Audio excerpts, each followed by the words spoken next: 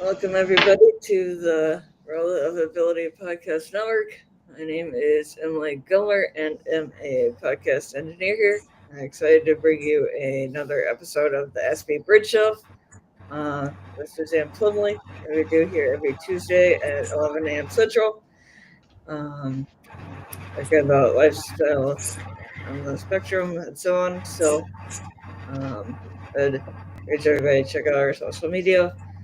And I'd love to have you guys come on as a guest. So if you're interested, please let us know. But with nothing further to do, I'll pass it over to Suzanne to kick us off. Great. Thank you so much, everyone, for coming back to the Aspie Bridge. Welcome to 2025 and the new you on the way. And I like that because every day is a fresh start. I'm learning that in my own life. No matter what happened the day before, every day is a fresh start. And I think that's important to get into that mindset. Yeah, we have our past. It's some of it is great, some of it is not so great. But if you can wake up in the morning and have say today is a brand new baby day and get into that mindset and forgive yourself for whatever came yesterday, you're going to be on your way. Well, with all the awesome autistics and late diagnosed autistics and Aspies, which is what it was formerly called, Asperger's, but now level one autistics, with all the wonderful Aspies out there in the world who are telling you what the traits of autism are and how to handle those traits. The mission of the Aspen Bridge is not necessarily to give you the traits, but to help you to take a problem in your life. You are not the problem. You're having a problem. You're having a challenge. Taking those challenges and with the help of my guest, such as Noelle Jones, who's here with me today, connecting you with the right people so that you can go into society and thrive. We have people such as Paul Micallef in Australia and Sam in the Netherlands and Sarah Hendricks in the UK and Temple Grandin here in the US. They're all doing a great job of telling you what the traits are so that we can raise awareness for autism spectrum. Now, notice I did not say disorder because I want to erase the fact that we are not disordered, we are differently ordered. And with that, I'd like to introduce you to my brand new guest this week, Noelle Jones. Noelle Jones has a specialty, a zone of expertise, as we call it, in exercise science. And that's like when my daughter, who is a kinesiology major and now a nurse, she's also in exercise. But I really wanted to bring on Noelle because she is part of my Brave Thinking Institute life coaching, certified life coaches. Noelle, would you like to introduce yourself and tell you why you're excited to come on to my podcast today? Absolutely, Suzanne. Thank you so much for having me. I'm super excited to have this conversation with you today. My name is Noelle Jones. I live in Cumberland, Rhode Island with my husband and two children and our four-legged fur baby. I have been an exercise enthusiast and consider myself an expert at this point because I've been doing this for over 20 years. And I'm a certified personal trainer as well as a Les Mills core and sprint coach. And have brought on the life coaching with Brave Thinking Institute as well to help people get results, not just in the physical, but in every area of their life that they so choose. Oh, that's wonderful. And I think you can bring so much knowledge to everyone, not just neurotypicals, but neurodivergents as well, because we have so many different things, information coming at us. It becomes a controversy or a debate on what's the right answer. I know for me, it's like do cardio, don't do cardio, go to the gym, don't go to the gym. All you need is a walk. All you need is to lift weights. And oh my gosh, I am so overwhelmed. And if I'm overwhelmed and I do pretty well, I can only imagine what all my guests are thinking right now. So before we get into it, you'll notice today that I'm not quite dressed up in my normal dress up coaching clothes. That is because, as we learned from John Boggs, the first key to working out is getting dressed up to work out. And I know for a lot of us autistics, I hate getting dressed 3 and 4 times. I don't want to get into my regular clothes, get into my workout clothes, get into my regular clothes. That's too much work. So by starting your day dressed up in workout clothes, the likelihood that you're going to follow through and take a walk or go to the gym or do yoga or do any movements that Noelle and I are going to discuss today, the first step, the atomic first step, is to get dressed up and get ready to do the activity. Wouldn't you say that's right, Noelle? Absolutely. I think being prepared and putting yourself, so when you physically put on whatever clothes you love to work out in, you put yourself in that mindset and you resonate with the experience of, okay, this is what's on task today. This is what I'm going to do. And this is how I'm going to show up for it. That is so right. That is what we call the 7-minute step toward your achievement. I mean, just getting into your workout clothes, count that as a win. So many people would stay in their pajamas, stay in their old sweats that they slept in the night before, do whatever, and you're not going to be any more motivated to take a walk if you're just not ready to go. So, with that being said, let's move on. Visioning the result. So often we're like, oh, gonna go walk 5 miles on the treadmill today. Yuck. But that's not what it's all about, is it, Noelle? No. It's all about visioning what we want to see in ourselves. Go ahead. I think the most important first step anyone can take when they make the decision that they want to start being active or they want to start exercising, whatever label you want to put on it for yourself, is understanding why you want to do it. First and foremost, which is going to be attached to your vision. The two things I encourage people I work with, and I would love to share with your audience here, is that it's your exercise and your approach, and we can talk about the different modalities. As you mentioned, we've been bamboozled with all the information out there.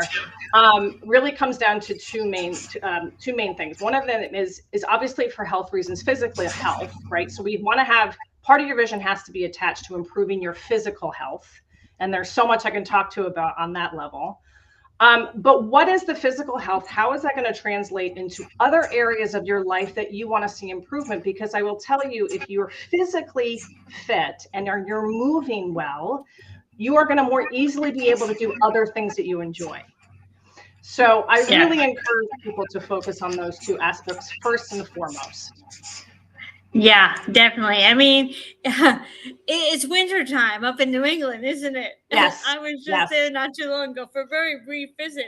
And I can tell you, while I have skis and I haven't skied for 6 years, doesn't mean I can jump on my skis and get going. There are some preliminary steps I'm going to have to take to get back into skiing again. Mm-hmm. And that's where getting your body back into shape so that you don't break a bone. Because if you jump right into an activity, you are likely to get hurt.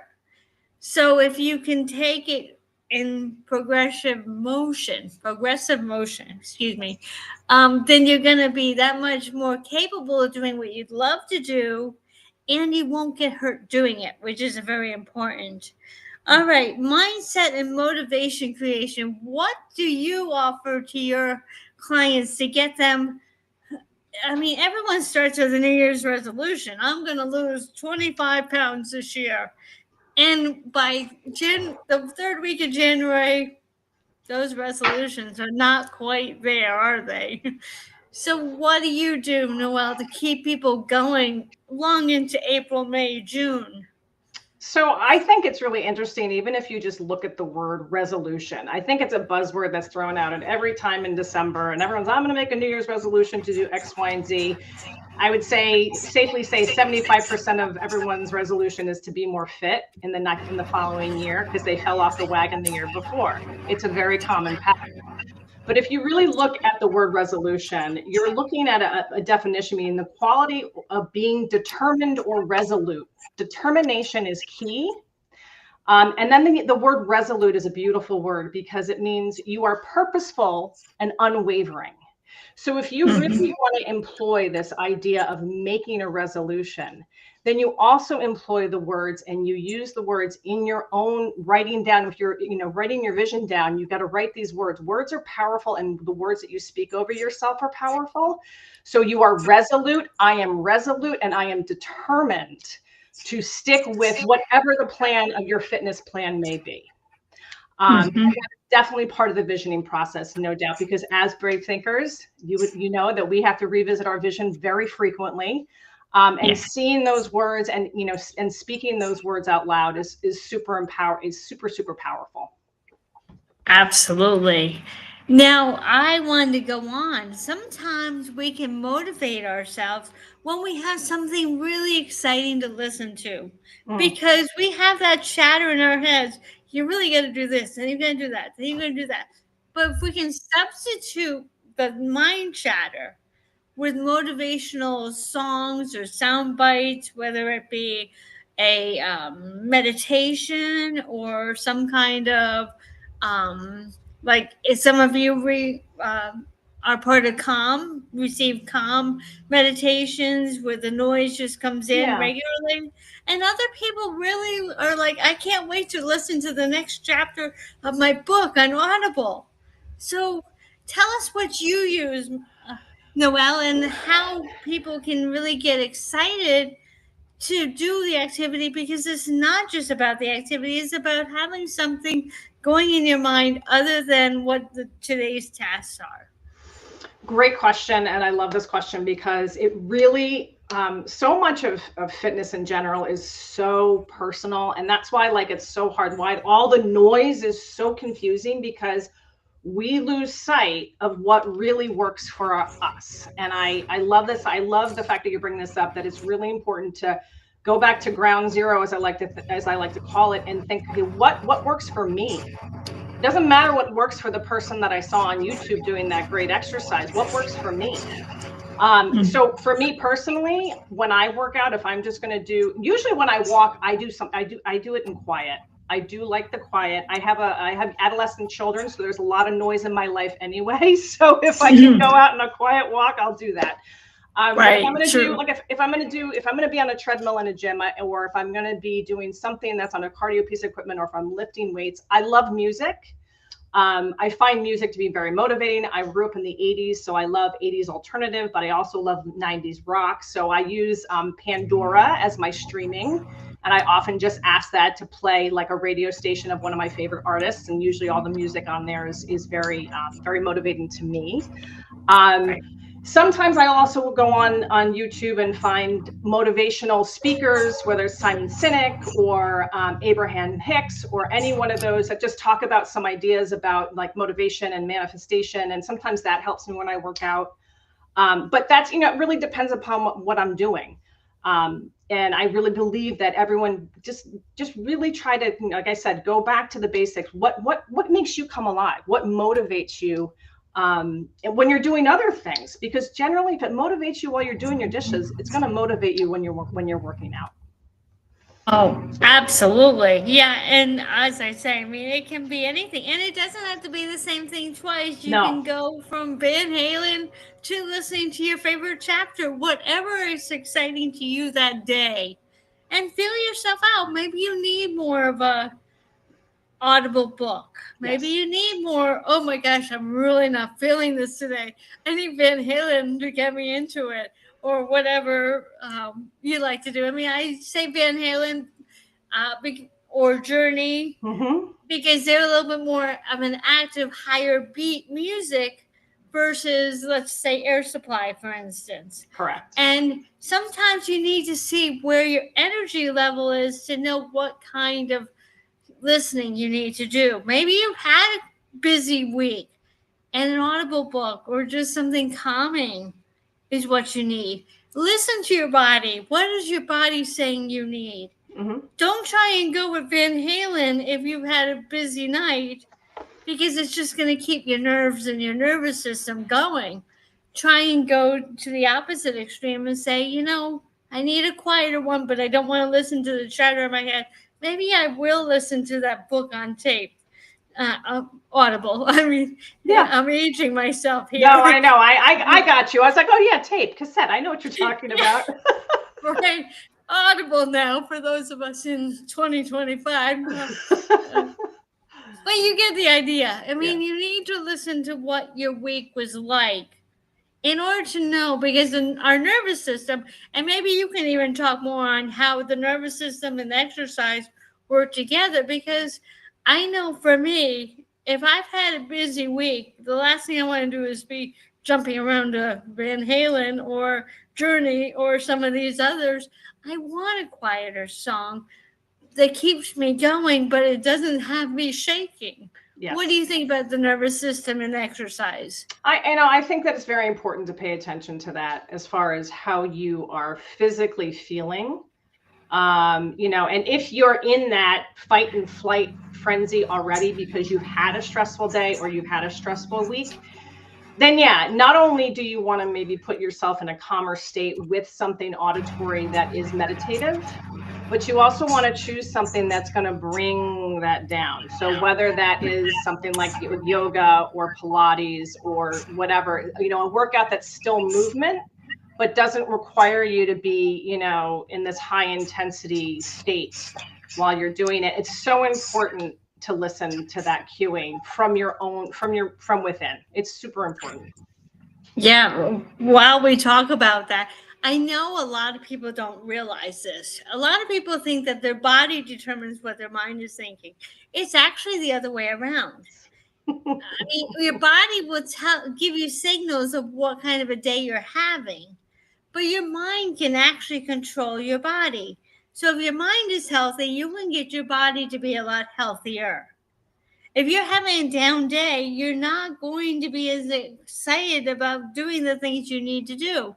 But if you can say, I'm on a fresh start, today is the first day of the rest of my life, let's get moving, you're going to be in a better set. And then your body will respond in kind, saying, okay, here we go. Your mind is the control center, not your body. And that's important, wouldn't you say?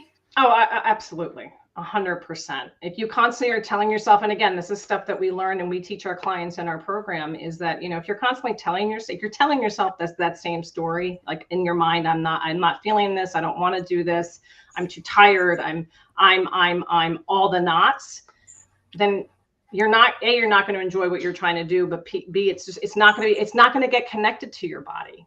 So like you will not be connected to the work that you're doing. And that's, that is super important. The mind-body connection is so important. You have to be okay up here to make what your body is doing the best it can do. It does. And you'd be surprised how much you can heal your body by refreshing your mind, getting your mind healthy. You can literally improve the way your body runs if you can control the way your mind is staying positive. I can. The other night I had a whole bunch of you can'ts. And if that didn't bring my energy level down, and it's one thing when we have the I can't, it's another thing when someone else is saying you can't, you can't, you can't. That does get into you as if you were saying it yourself. Yeah, absolutely. It is sad. Let's go on. Exercises for different results. Are there different exercises that will work our body differently? Absolutely. I mean, there is, gosh, this whole field of fitness has developed exponentially. And now that we have so much access to information, we are seeing it plastered everywhere, and which is great. I love the fact that it's out there and the information is out there, the education is out there, but you really have to understand what it is that you're trying to achieve. I particularly offer my clients who are looking for advice on what to do is to prioritize, first and foremost, strength, absolute strength, muscle building. Muscle is the fountain of youth. And the more muscle that you have, the stronger that you will be. And it's not about becoming a bodybuilder. If that's not what you want to do, you don't have to lift weights to become a bodybuilder. But strength training is super important. And then, it's also whether or not like cardio. Yes, now there's like everyone's got to walk. Everyone's got to walk. Like forget the HIIT training. Now we're all walking. I think that it's really a matter because it was so in the forefront that hit training got so popular. So everyone was doing it, and then everyone got injured. Right. So like, okay, right. wait, we got to come up with something different to do. It's about balance. When you're looking at your cardio, do you want to challenge yourself a little bit more with some high? And by the way, hit training is high intensity interval training. Sorry, I should have said that before. Doing some of that with the steady state cardio, which is walking, or getting on an elliptical machine. But I always encourage my clients and the people that I work with is that we've got to build strength. We've got to build strength and mobility and functionality in your body. So as we age, it's not the muscle doesn't go away. We don't want our muscle to go away. It's what keeps us alive in so many ways. Oh yeah, I think back to the different years, and I'm like, there's the beach body workout, there was the XC90, there was this, there was that. It seems like there's a new fad every decade saying, oh, you've got to do the beach body. Oh, you got to do, what was it called? The XC90? P90X. So, okay, P90X, right. So if you don't mind, I don't mind speaking to that a little bit because please, I would love that because I know that this is a lot of my listeners are from 30 until 80. And so we've heard all these different controversies. No, you got to do beach body. No, that's the wrong one for you. You got to do PX90. No, you got to do this. And it's like, whoa. So just a really top level explanation. So Beachbody housed a bunch of in-home fitness programs. We were called coaches, but now I'm a Beachbody partner. So I've actually been doing the in-home fitness programs for 13 years. I actually started with Insanity, which was a Shaun T program. I've done P90X. I still stream the video workouts in my own home because working out from home is what works for me. And when people ask if I'm still involved with Beachbody on Demand, yes, I am, and I do recommend programs that people can do based on what they're trying to achieve. But if working out at home doesn't work for you, then guess what? An in-home streaming program is not going to work for you. So that comes along the other thing that I was hoping to touch on today. Is trying to figure out whether or not you're intrinsically motivated, meaning that you motivate yourself within. You don't need to go somewhere. You don't need to have you don't need to have an appointment to go work out. You do the workouts without being told to. You just have that intrinsic motivation. That's some people are like that, which in-home fitness works for. So whether or not you want to stream a workout from YouTube or you want to get a Beachbody program, and there's a ton of them in their interactive library. Or you're extrinsically motivated, meaning you need something externally from yourself to keep you motivated. Now that person, I would say, then you'd be better off meeting up with a group to go for a walk, going to a group exercise class, or joining a gym. Any one of those would work for you. And honestly, anyone that's at ground zero right now trying to figure out, well, what do I do? First, determine that. What feels, what resonates with you more? Like, are you motivated enough just to do this on your own, or do you need that external motivation? And then you explore your options from there. I was telling my daughter just before Christmas, man, Alexis, I wish you lived near me because you're such a great motivator. I just need one other person to walk with. And sometimes that conversation back and forth, I don't even realize I'm working out anymore because I'm more focused on enjoying the conversation than I am on it walking. We walked about 2 miles that day, and it didn't even feel like it because we were having more fun talking.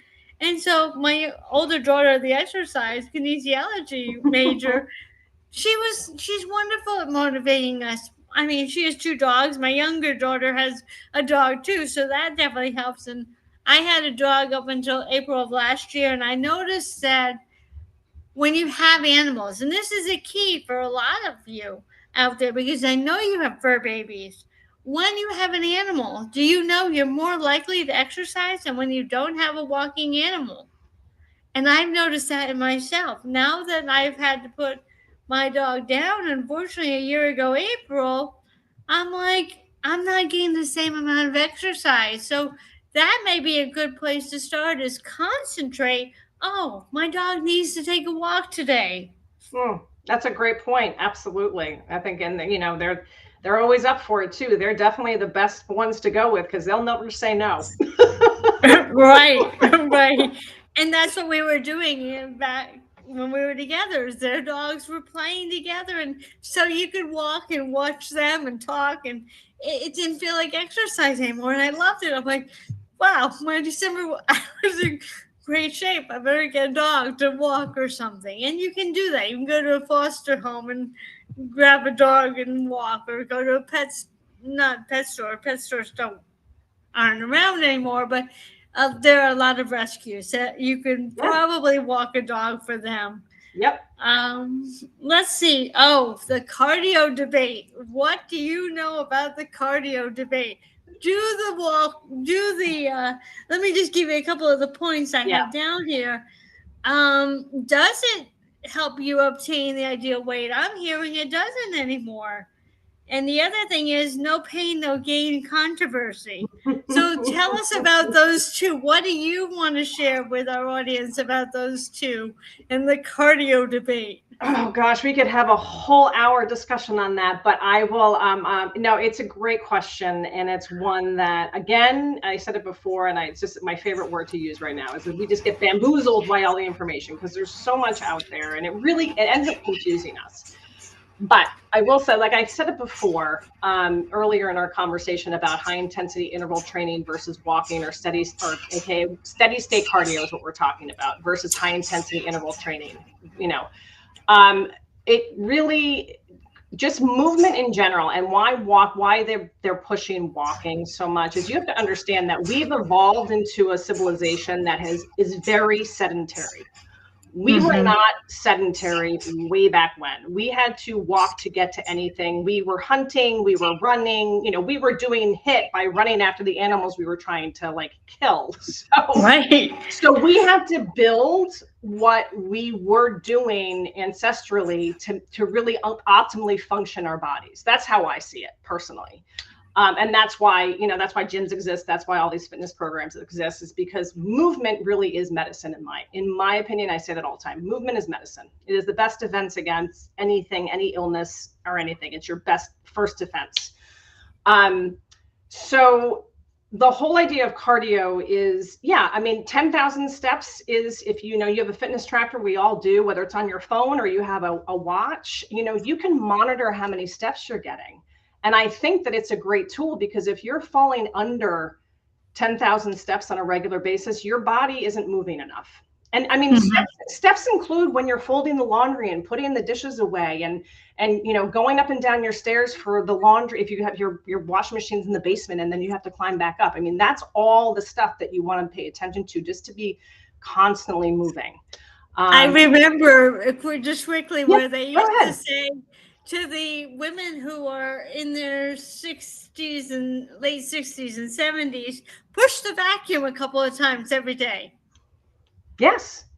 Your house chores. We call it, so there's really cool, this word, it's a acronym. It's called NEAT, and it's non-energetic, actually, and basically movement that you're doing that it's not like specific, I'm going to walk on a treadmill for 30 minutes. It's vacuuming. It's taking your dog for a walk. It's taking the trash out. It's up and down the stairs for the laundry. So focusing on just moving throughout your day is going to help you. But you should also dedicate some specific time to an actual exercise that you want to do. Now, that could be, if you're doing yoga, that could be if you're going to go for a walk, that could be a strength training for 30 minutes. And it doesn't have to be this long 2 hour, like I've got to spend 2 hours working out. That's not sustainable for anybody unless you've got no job, no kids, no partner, nothing, and you have all the time in the world. So I think that it's just really important to just put the intention of being more active with just your general movement each and every day.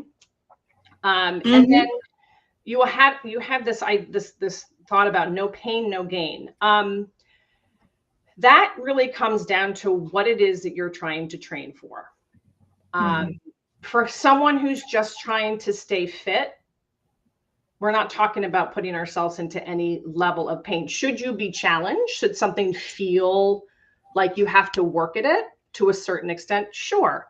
If you want to change, there has to be some level of discomfort to sort of break you out of the comfort zone that you've been in. But I'm not saying, okay, in order to do this, you've got to go, you got to do HIIT training, high intensity interval training, go to CrossFit, make sure that you're pushing your muscles to failure all the time.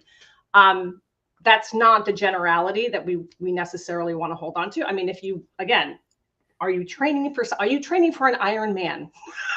You're right. That's a different level of training than I'm just really trying to stay healthy and fit. Yeah. Where do you put bike riding in terms of walking? Are they just two different forms? They get about the same amount the same workout?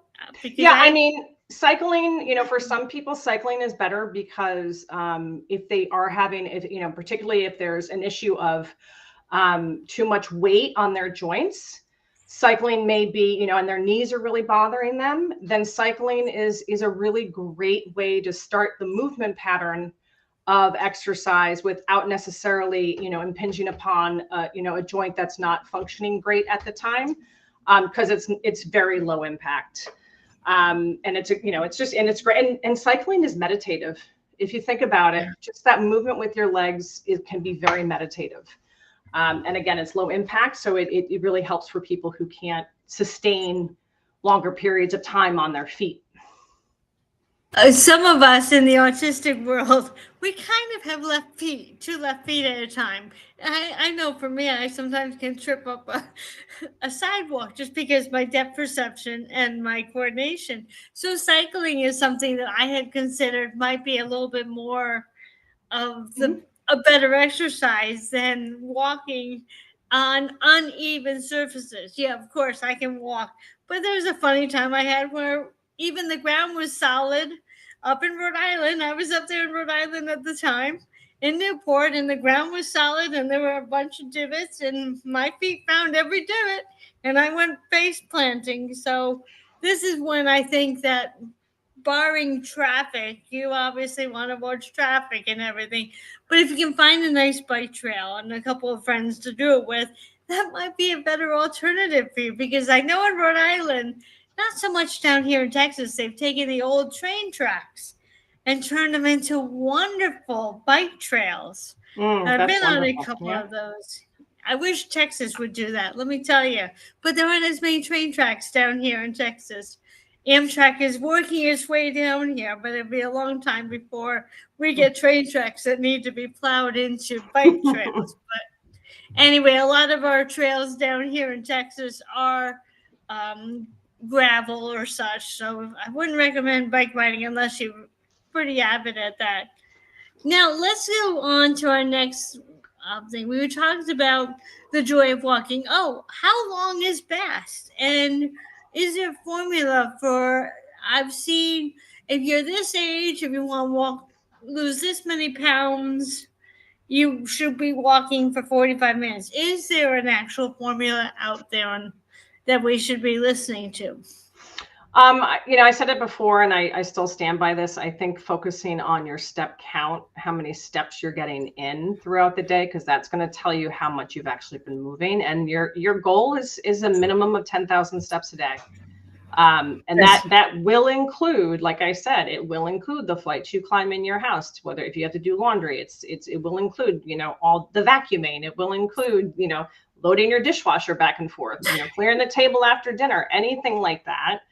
The Apple Watches now, they have monitors that'll tell you that you've been sitting too long. So it's and if you don't, if using a tool like that, it doesn't resonate with you, then if you know that you're going to be sitting for a while, set a timer for 15 minutes to remind you to get up and walk. Good point. To move around, go walk around the block, walk down your street, whatever it is, just I call the whole process daily effort, daily deposits in the effort bank. You just have to make them each and every day. It's super important. Or you can also, Darren Hardy writes this great book called the Compound Effect. And it's doing these little things each and every day that get you to the grander result that you're looking for. So it's really just being conscious of that as you move through your day. I have a quick story for you. I love jigsaw puzzles. And so I would set the timer for 30 minutes. And my dog, as soon as that timer went up, she's like, is it my time to go outside yet? So it was the funniest thing is it's like they talk about it in Pavlov. It's like that bell ringing, the dog would come up and say, I hear a bell. And yes, that is the time to get up and go outside. Yep. So set yourself a timer for 30 minutes or maximum an hour to go. Now, Noelle, I know you had a birthday not too long ago, and I happened to catch your video on picking up the weight and doing it for the number of times your birthday. I love that idea. That was wonderful. I watched that video that you did of 52, and I'll tell you, I could do the weight, but there was that other exercise you did. I'm like, oh my gosh, I'd be dizzy. I started with the dumbbell swings, or you can do it with the kettlebell. And then for those of you who don't know, I turned 52 recently. So I just did this fun live where I decided to do 2 exercises, 52 repetitions of each. And one was a kettlebell or dumbbell swing. And the one I think you're talking about that would make you feel dizzy was the burpees, just a very basic down and up off the floor. So thank you for watching it, by the way. Yeah. I'm like, wow, that's awesome. I mean, that was motivation. Just sometimes when you watch someone else's video, it's a great way to motivate you to do things. And so, yeah, you didn't even know I might have responded to it with a wow or something, but I'm like, wow, there's someone who's very devoted, and she's going to be on my podcast. Yay! Oh, that's awesome. Thank you so much. You're welcome. So we just talked about doing the number of your birthday. How many repetitions for your birthday? Is there a formula there that we should know? We talk about Brave Thinking Institute that the hardest ones are if we know we're going to do 10, 11, 12, and 13 are the hardest ones to do because we've set our mind on 10 and then we try and keep going. So those are the ones where you get the true workout. Is there a formula? Yeah, that's a really great question. And it comes back to what you're trying to achieve. So when it comes to strength training, we'll speak specifically about strength training. If we're talking, we're talking about walking 10,000 steps, cardio, 25 to 30 minutes, ideally, and, you're working at a level where you can carry on a conversation in the cardio piece, right? That's the general guideline. And that still sticks for just steady state cardio. When you're doing strength training, it really just depends upon what your goal is. For muscular endurance, so making your muscles more, to have more endurance, you would do higher repetitions with lower weight. If you want to do strength building, you're going to do lower repetitions with heavier weight, generally speaking, anywhere from 3 to 4 sets, 12 to 15 repetitions on that end. And there's nuances in all of that, but that's the general gist. I think that's great. That really helps my listeners say, how much is too much? Am I pushing it? Because I think sometimes it's particularly at the beginning, we get a little bit more realistic, I think, as time goes by. But in the beginning, I tend to think that someone might overdo it. Yes. And then find that the next day that they're not into it. The idea is to start slowly and build up, not build at your most motivated state and then drop out. Wouldn't you say it's better to build up than? Absolutely. And that's the problem with people. Like, we'll go back to the whole idea of a New Year's resolution, and people go into the gym or they do whatever, and they go gangbusters 100% when they've, barely been a weekend warrior, a few weeks previously. And then they get super sore and they're like, oh, I don't like this. This is way too uncomfortable. So I'll give you another scale, like I think is really helpful. And this is used with everything. So we have something called a rate of perceived exertion. How hard do you feel like you're working? So let's say you're doing an exercise and you do 12 sets of a strength training exercise. Let's call it a bench press, where you're just pushing weight up off your chest, and you do 12 to 15 repetitions. And by the time that you get to the up end of those repetitions, say rep 7 or 8, you're like, okay, I can feel this, but I can still go. You're working, and like by the time you get to the end of your repetitions, you're at that 7, 8 mark. That's where you want to sit on a scale of 1 to 10. By the time you're done with doing all the sets, you want to be like, okay, that was about around a 7 or an 8 for me. You're in a sweet spot with that. Okay, good. Always paying attention to how hard you're working. How hard does this feel? What is my rate of perceived exertion? I think that's very helpful, because I know I'm someone who would go out like gangbusters the first few times and then, oh, do I have to do it again? I'm not the best. And so this is why up until now. Yes, up until now. That's why it was so important to have you come on as my very first 2025 guest, so that I could get into it. And for all my listeners out there, I'm the torchbearer. And what that means is that I have found guests who help me. And I know that if they help me, they're going to help all of you.